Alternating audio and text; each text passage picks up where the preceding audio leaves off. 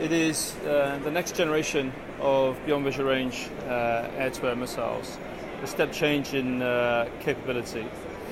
It is fielded on the Rafale, and also on the Typhoon, but specifically to India with the Rafale sale. We'll have the capability of Meteor on that platform. The fundamental difference between Meteor and the current modern generation air-to-air missiles is that it has a ramjet. If you'd like to come over this way a little more closely, then you can see in here are the intakes, and that is the fundamental difference. So Meteor is an air-breathing missile, whereas a normal air-to-air missile is just a solid rocket. And what that means is that it's propelled throughout the time of flight of the missile, and so we're going to get a very high speed of the missile throughout the time of flight, and also very high speed at the point of engagement, which means you're going to get a very high probability of kill at the point of impact. So it makes it almost impossible for a target to maneuver to defeat the missile.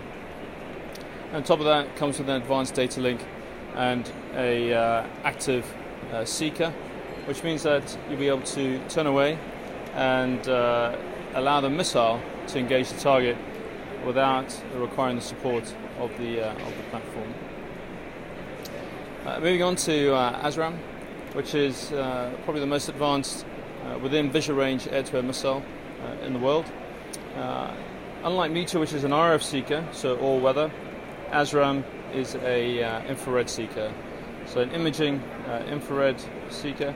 And courtesy of the UK MOD contract back in 2015, now comes as the most advanced air-to-air short-range missile that is fielded.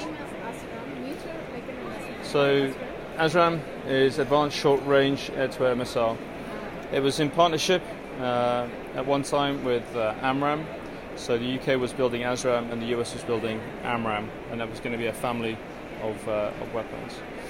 So of interest, the Indian Air Force has selected ASRAAM over its competitors to go onto the Indian Air Force Jaguar, and we are looking now across the Indian Air Force fleet at LCA, etc., to equip them with this most advanced air-to-air missile. What a lot of people don't realize, compared to the other generation of missiles, is that it has a much larger rocket tube, so therefore you have significantly more rocket volume in there. And what that means is it is the fastest air-to-air missile over a short range in the world.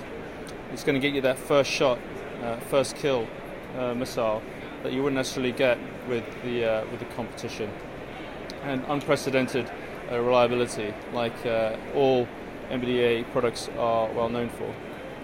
So that's the air-to-air missile. When we start looking further afield, the next generation of air-to-ground is Spear. So we can stop there. Can we stop? Can we stop?